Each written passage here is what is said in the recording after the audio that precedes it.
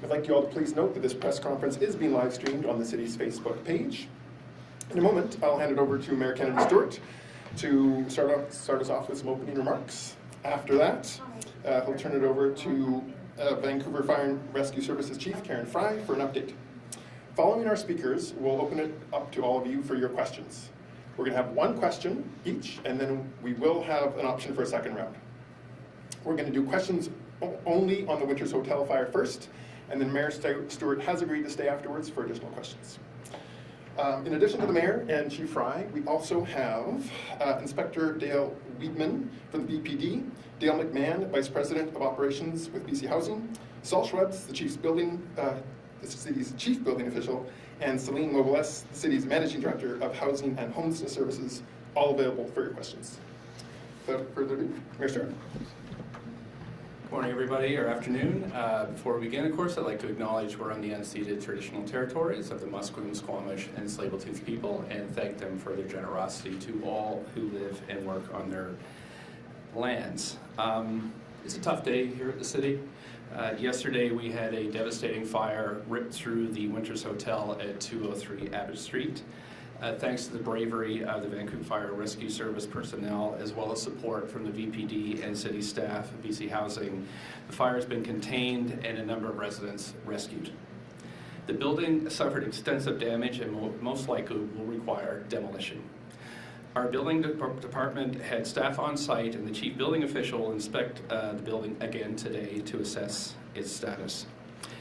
The city is working closely with BC Housing and local social service agencies to find emergency shelter for those impacted by the fire, and Atira has set up a center at Main and Cordova to help direct these supports. For now, Abbott Street remains closed and fencing is being installed to secure the portion of Abbott Street that would be impacted by collapse of the damaged building. In addition to the 6 businesses in the damaged building, there are another 7 businesses on Abbott Street that will be impacted by the closure of the collapse zone. Staff are in touch with the Gastown BIA and will remain in close contact over the coming days to ensure the impacted businesses are updated as the situation evolves. So for the latest information on the scene, I'll turn it over to Fire Chief Karen Fry from the Vancouver Fire and Rescue Services. But before I do, I just want to thank you, Chief Fry, and thank you, personnel, to the VPT, to the city. We have our city manager here, Paul Mokry.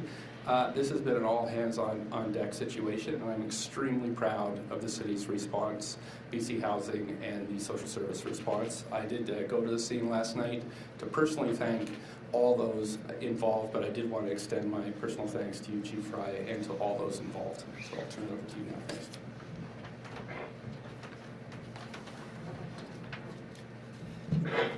Thank you, and thank you, Mayor Stewart, for your kind words. So I don't have a lot to update today from what we spoke about yesterday, but around 11 a.m., Vancouver Fire and Rescue Services yesterday responded to a fire at the Winters Hotel. It's a 4-story brick mason building, and it's at 203 Abbott Street. The fire was quickly upgraded from a 3rd alarm to a 4th alarm fire, due to the complexity of the incident and its rapid growth. We had approximately 60 firefighters on scene, plus numerous support staff and 13 firefighting apparatus. The fire took hold quickly, spreading through a lot of empty spaces, ceilings, walls, and floors. And if you saw a lot of the footage on it, it was quite spectacular. Our first arriving crews were immediately focused on people needing immediate rescue and medical attention. 5 people were taken to hospital. Our crews, our fire crews, I'm extremely proud of the work that they did. They valiantly and heroically rescued 6 individuals. 1 occupant had jumped from the top floor of the building and was located in the back side of the building in a really precarious spot, as well as various crews laddering the building on all corners to rescue individuals trapped inside. 2 of those individuals still remain in hospital today in stable condition. Our firefighters have extinguished the fires, but our crews remained on scene overnight to deal with hot spots. That mitigated at around 11 p.m. last night was the last hot spot that we found.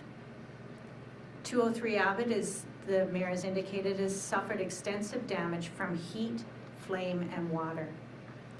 This building houses some of our most precious residents in our city. And the impact to them is going to be very traumatic. And we are aware of that, and our hearts go out to all of those impacted, not only the residents, but to the businesses. The Gastown Hotel, located at 112 Water Street, was also heavily contaminated by smoke. Smoke is toxic, and it's full of contaminants and carcinogenics, and it cannot be occupied at this time. It is also within a collapse zone area, which our chief building inspector will be able to speak about. As the mayor stated, our chief building inspector will be issuing an immediate demolition order on this building, and until such time, that building will not be able to be occupied. We will be able to provide more information in due course regarding the fire investigation. It is a long process. It is currently in the infant stages of investigation, but we are maintaining Abbott Street closures and fencing to secure the perimeter. That is all I have at this time. Again, I'd really like to thank Vancouver Police, who really stepped up and helped secure the scene for us yesterday, all day yesterday. Our city officials who were there on hand, assisting us with building assessments, BC Ambulance, BC Housing, our emergency program, and everybody else that stepped up to help. It was a very vivid and dynamic scene. We had people in the community coming to see what was going on. We had worried family members on scene looking for their loved ones. And I think when I look back at everything that occurred yesterday, the work that the city did, not just our firefighters, but the city that came together as a whole to look after our occupants and residents, is truly remarkable. And for that, I am so proud. Thank you. Thanks so much. And with that, we can move to questions. Again, myself and Chief Fry are here for questions, but we do have a full array of agencies to take those. What has been the first impression about if it was arson or it was accidental? Right, turn it over to the Chief. Yeah, thank you for that. In order to determine the result, we need to complete an extensive fire investigation. So preliminary fire investigations appear that it started on the second residential floor and moved up in the building, but that's where we're at right now, and it's going to take some time in order to do a complete investigation, talking to residents, talking to occupants, talking to our other investigators. Chief, I'm wondering about, we've been told that there was a fire inspection there recently with a report dated as recently as Friday. What orders were in that report, and were they followed? Were they put in place? Yes, so the last fire inspection of the facility, full inspection occurred in September. And at that point in time, the building was identified as being satisfactory in nature for a fire inspection. On Friday, we did respond, and you may have heard, we did respond to a fire in that building. That was a fire that was contained to the room of origin, and a subsequent order for compliance was issued at that point in time. So was there somebody there? My understanding is that operators were told to do a 24-hour fire watch until the alarm system could be reset and would be fully operating. Did that happen? Was there somebody there watching, like a human fire alarm for around the clock? Yeah, so when we respond to fires or alarms ringing, generally we will always issue an order in any case that will have subsequent tasks or issues that have to be addressed. If that will all come out in our investigation, we don't know what has happened or not happened at this time. So we haven't had an opportunity to speak with all of those residents. That will come out in the investigation. So you don't know if there was... I do not know. I just want to clarify. Yeah, I do not know. One question.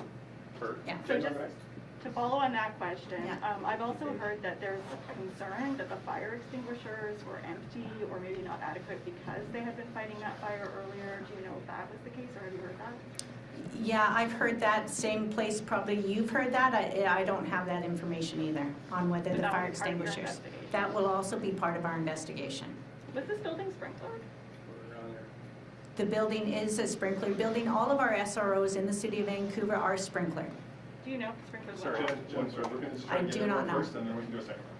That Friday fire, you said it was contained to the room of origin. Was that the same room of yesterday's fire, and was that in the living quarters and not the commercial spaces? The fire did not start in any of the commercial spaces. Neither of the fires started in the commercial spaces. If that's that, and it did not start in the same room. On Friday. Correct. I spoke to 3 of the displaced tenants today. They say they heard a smoke alarm on the Friday fire, but yesterday they didn't hear any smoke alarms and they didn't see any of the sprinklers go off. Has your investigation confirmed any of that, or? I do not have any confirmation on whether the smoke alarms or the fire alarms were working or not working. It's our expectations that that will come out in our investigation. Other folks for a first question before going to round 2? Oh, please, that question. Go ahead. Can I ask about how many people have been displaced because of this, and and also if the building was owned privately or was the city property? Yeah, I'm going to turn that over to. Thank you for the question, and thank you, Mayor Stewart. First of all, BC Housing would like to acknowledge the tremendous work of the Vancouver Fire and Rescue and the VPD in assisting yesterday as we move through this. In terms of the number of residents, there are 71 residents at the Winter Hotel that were displaced. In addition, there are another 73 residents at the Gastown that are currently out of their rooms. So though we're working to find permanent housing for all of those people, we're working with Atira, with the City of Vancouver and all of our partners on a regular basis to find permanent and long-term housing for all of those individuals. In the short term, they've been housed in emergency shelter situations, and we're hoping that we can start to move people into a more permanent basis within the next few days. Is it a city-owned or is it privately owned? It's a privately owned building, but it's leased by Atira from the private owner. How devastating is this to that rental stock? Can you also explain how long Gastown hotel residents may be out? And how devastating is that to the area given the housing crunch? Yeah, anytime you lose 140, 150 rooms, it's devastating. You know, we obviously have a shortage of housing throughout the Lower Mainland, and so that's always problematic. In terms of the Gastown and how long they're out, at this point in time, I don't know. I would turn that over to the building operators or building inspector from the City of Vancouver, who will have more probably to say about that. I do know that we've got air scrubbers and dehumidifiers in that building right now dealing with issues of smoke and any water damage that might be there. So we're hopeful that we can have the residents of the Gastown back before too long, but that's really not our call at this point in time. Sure. Any follow-up? It's okay. May I ask another question? Am I? Is that okay if I can ask a question? We're just going to go around that. Yeah, okay. Yeah.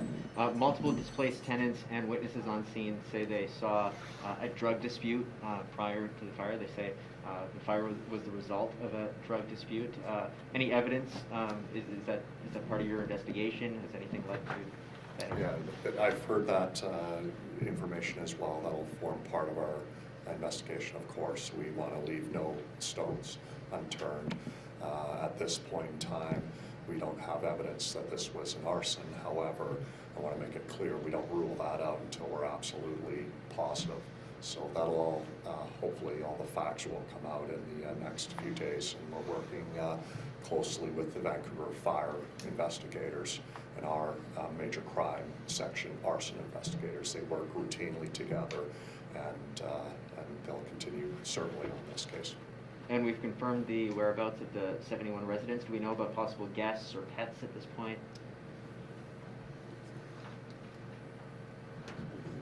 That's not me. Yeah, at this point in time, we're led to believe that all 71 residents are safe. I know all but one have been actually located, and my understanding is that that one is believed to be staying elsewhere with friends or relatives, and people seem fairly certain that they're fine. So at this point in time, we believe that all the residents, all the staff, and any of the contractors that were in the building doing work at the time are all fine. As to pets, I have no update and no information on that. Guests as well, no update? Yeah, no, we don't believe at this point in time that there's an issue with any of the guests. But again, it's difficult for us to ascertain at any point in time and for the operator to ascertain who may have been visiting within the hotel. Given the vulnerability of SRO residents in the city, what are you all doing to ensure that this doesn't happen at another building? Well, we're always working with our operators on ensuring that the best practices are in place with respect to not only fire but a number of other issues that can occur. And certainly Vancouver has been very proactive in ensuring that SROs are sprinklered within the city, which is not the case in every municipality. So I know that you know, we're doing all we can, but as has been noted, this is a very vulnerable tenant base, and incidents do occur. Anyone we've missed for a second question? I have a question. Sure, Jeffrey. Good. What was the circumstances of the fire on Friday? I'm just curious when it happened in the room. Good question. It was accidental in nature, and you know, we do go to multiple fires and SROs. They are a little higher risk, predominantly because of the occupants, the storage. They are higher risk than normal residential properties. It was accidental in nature, so it was not nefarious, and it was contained to the room of origin. So most of the time, that's what happens, and we don't hear about a lot of them in the media because our crews do such a fantastic job of getting on scene and mitigating it quickly. This one just had a different result, unfortunately. Maybe as the president for BC Housing, is there a smoking policy at that building and others? If you're asking me, is there a no smoking policy, the answer is no, I don't believe so. At all of them, or just that one building? Or? No, I don't believe we have a no smoking policy in any of the SROs that I'm aware of. Okay, I think Just a couple more. Just- everybody. Come on, what's the harm? They're here, like, Go ahead. they're Okay, Jennifer. So when I look at SRO building inspection reports, there's always a lot of stuff that comes up that is to do with fire and life safety, things like door closers not being put on properly. You know, sometimes the tenants will hang stuff from like various sprinkler lines and this sorts of thing. So there's always stuff in the building inspection reports that the inspectors are constantly finding that is related to fire and safety. So I'm just curious, you know, these buildings all have these issues. How confident are you that these issues are actually being addressed? Because they seem to come up in every inspection report. Yeah, thanks so much. In terms of larger SRO stock, I believe there's around 7,000 SRO rooms that are either privately owned or run by nonprofits.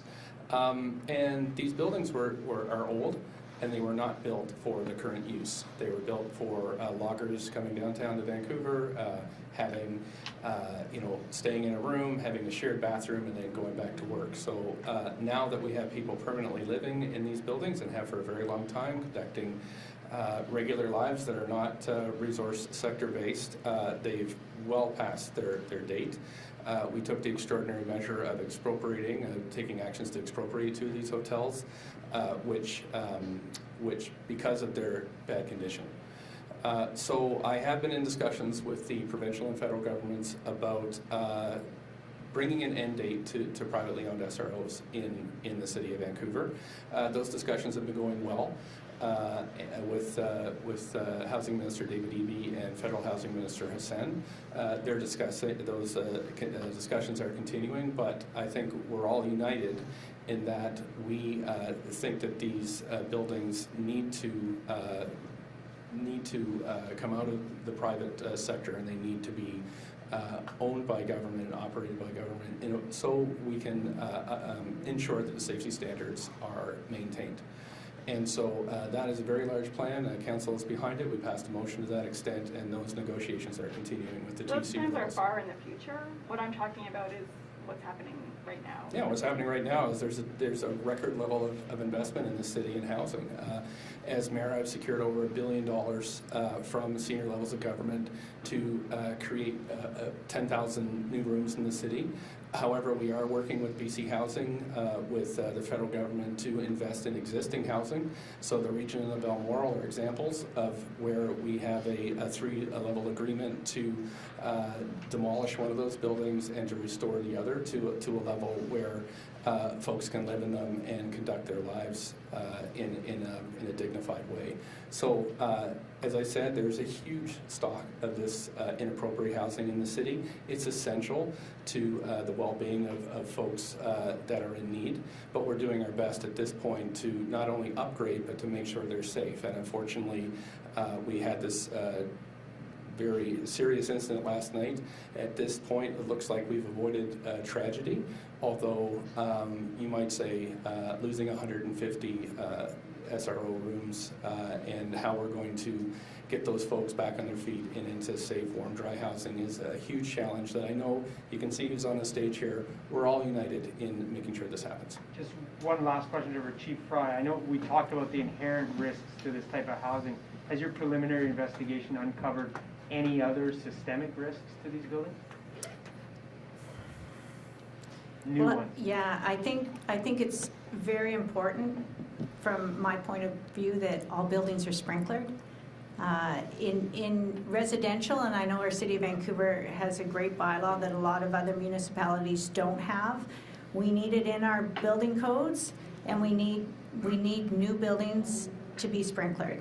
And any opportunity we have to retrofit older buildings, especially when they're housing some of our vulnerable populations, they need to have sprinklers in fact in them. So hopefully that answers your question. But this Thanks, had Mike. Okay, sprinklers. we're going to have to call it there, folks. Any additional questions, please feel free to email media@vancouver.ca. We will certainly get back to you right away. Thanks very much to all of our speakers. If anyone has a question not related to the Winters Hotel fire, Mayor Stewart is available for a few more minutes. Otherwise, thanks very much to our speakers today. Hi everybody, so we've got a few more time, just a little bit more time for off-topic questions. Hands up and I'll call on you individually. One question, one follow-up. Go ahead. It is not really off-topic, it's just still about the same thing. You Sure. talked about expropriation. What can the owners, like landlords, expect? When you say expropriation, that doesn't mean really fair market value a lot of time. What can they expect? Because the housing market and the price of the buildings in Vancouver are so high, and how you're budgeting for that. Yeah, so the safety of SRO occupants is top of mind here, and then making sure that we bring these buildings up to proper living standards. Like we've said, the city can take extraordinary actions like expropriation. In that instance with the Balmoral in the region, that got the ball rolling. But then those buildings were secured, one for demolition and one for rehabilitation. And the funding that will require has been negotiated with the senior levels of government. So with so many of these buildings in the city, we have to have a long-term plan. And Council has approved a long-term plan for SROs. I am now negotiating with the federal and provincial governments as to secure the capital that's needed to put that plan into effect. I feel very good about those conversations. I feel that both the federal and provincial housing ministers understand the dire circumstances of many of these buildings, and I think last night's fire and the repercussions over the coming weeks and months definitely underscore the need for that support. When is the Balmoral being Just one second. Do you have a follow-up? Yes, considering all these buildings are really old, and as the chief said, there are carcinogens in it. Is there a grand plan to completely get all the buildings up to code, remove all the, say, asbestos and other carcinogens that could be in there? Because on a day-to-day basis, people are exposed to it. The buildings that are already owned by government and run by nonprofits, those refurbishments are occurring on a regular basis. However, it is the SROs that are in private hands that are more difficult to affect. So you can put orders in place, but they're often not followed out. So the plan that we have, with the support of the federal and provincial governments, will move towards and to put it in the provincial housing minister's words. We need an end date for privately owned SROs in the city, and that's what we're working towards. Mike? I think Jen was first. Okay, go ahead. I just was wondering when the Balmoral will be demolished. I'll have to get back to you on that, but we know that it's, I'm sorry, I can't remember if we discussed this in camera or not, so I'll have to get back to you with what I can publicly say. Sure. Okay, thank you. No. From a policy point of view, this is a privately owned building run by a nonprofit. I mean, not the best situation, but one you're trying to get all buildings at least floored. Yep. What'll happen now that it's, got to be demolished? Yeah, well, that will be part of what we discuss as it's going forward. So that will be headed by our senior management and legal teams to see how the costs are distributed when those actions take place. But Abbott Street is blocked now because of a danger of collapse. So this has to take place very soon. And again, we'll provide you with further updates about timelines. Anybody else? All right, thanks a lot, everybody. Thank you.